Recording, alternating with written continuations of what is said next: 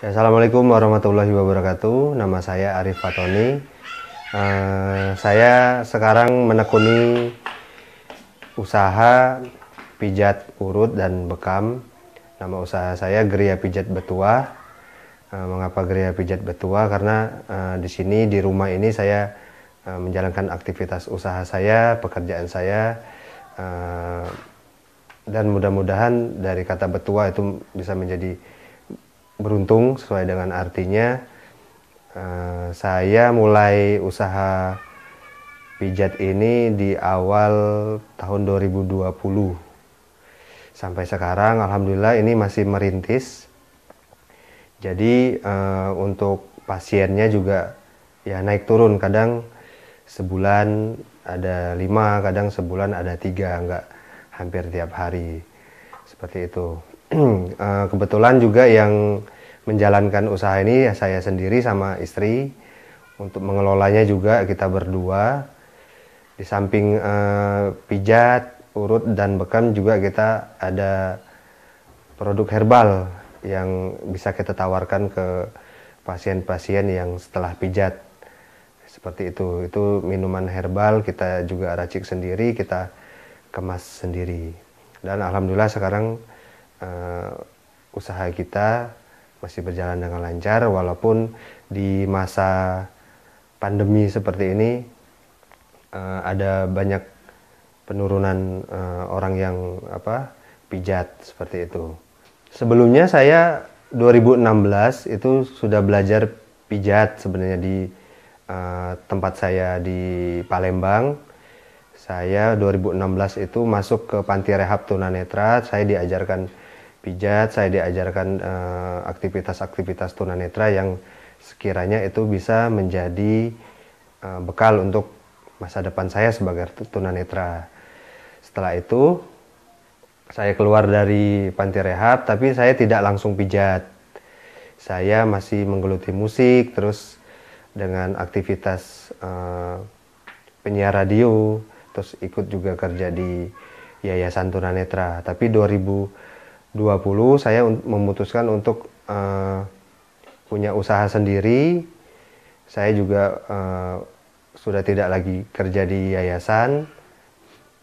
Terus 2020 itu saya memulai usaha saya sebagai pemijat dan sebagai pemain musik seperti itu.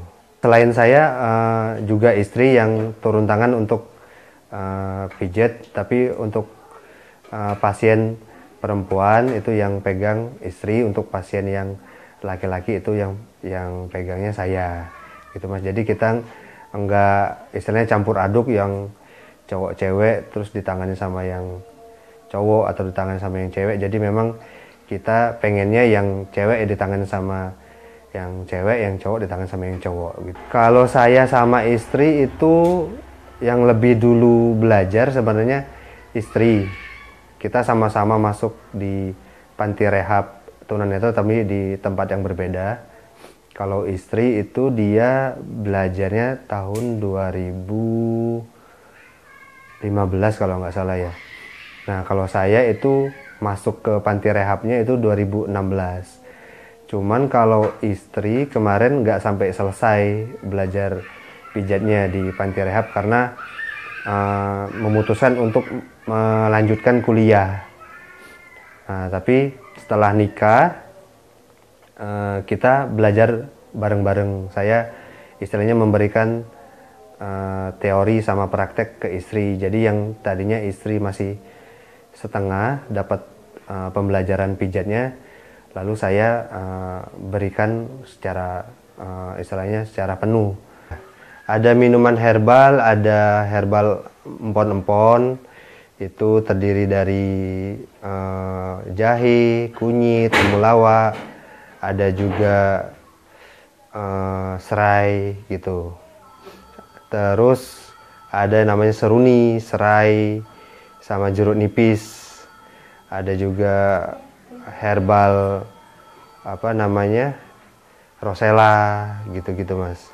Sementara ini kita herbalnya kita dalam bentuk minuman yang sudah jadi, terus kita dinginkan dalam almari es. Itu kita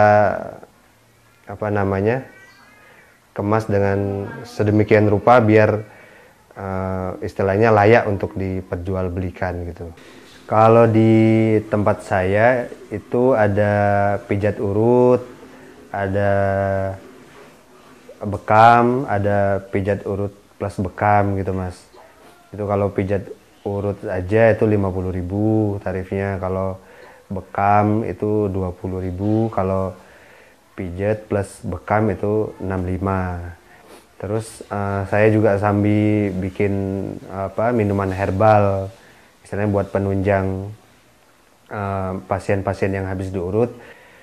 Sukanya ya sih Mas. Mungkin kebanyakan orang ya hampir sama, sukanya ya ketika ada yang pijat, ya dukanya ketika sepi nggak ada yang pijat gitu. Kalau untuk pembayaran kan kita memang nggak kayak yang panti pijat yang ada kasirnya, terus yang ada karyawannya. Kita memang langsung gitu dari pasien itu langsung bayar ke kita. Untuk sejauh ini Mas ya, untuk pasien yang bayar ke saya atau ke istri saya itu alhamdulillah jujur semua Mas. Bahkan ada yang kasih lebih, alhamdulillahnya gitu. Ya awal istilahnya terjun ke dunia pijat, dapat pasien pertama. Alhamdulillahnya dia nggak terlalu besar, terus memang jarang pijat, jadi nggak perlu kekuatan yang besar ya untuk mijitnya. Cuman ya rada grogi, terus dari teori-teori yang sudah didapat dipelajarin di sekolah pijat kemarin itu, aduh ini yang belum tak pijat, terus yang belum tak terapin yang mana gitu, ada lupa-lupanya gitu Mas. Kayak ada lupa-lupa, terus ya grogi gitu. Jangan takut untuk memulai berwirausaha, karena Allah itu bakal ngasih rezeki ke kita membuka jalan, yaitu ya lewat usaha yang kita jalani. Jadi ketika kita punya rencana, ketika kita punya mimpi untuk punya usaha, ya itu kita harus berani menjalani. Dengan seperti itu, ketika kita menjalani, Allah bakal memberikan jalan rezeki itu, dan kemungkinan itu lewat usaha yang kita jalani, seperti itu.